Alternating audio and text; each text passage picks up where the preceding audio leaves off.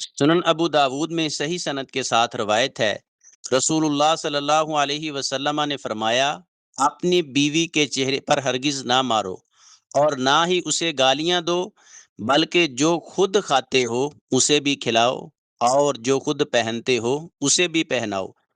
اس حدیث میں بیوی کے ساتھ حسن سلوک اور اس کے چند اہم حقوق بیان ہوئے ہیں۔ نمبر 1، چہرے پر مارنا سخت منع ہے، کیونکہ چہرہ انسان کی عزت اور پہچان کی جگہ ہے اور پورے جسم کی عکاسی کرتا ہے، اور مارنا ذلت اور بے عزتی کا سبب ہے۔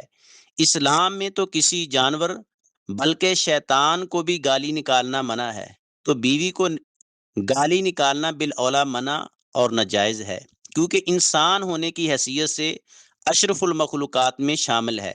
جو کھانا خاوند خود کھائے وہی کھانا اپنی بیوی کو بھی کھلائے، اور جیسا اچھا لباس خود پہنے ویسا ہی اچھا لباس اپنی بیوی کو پہنائے۔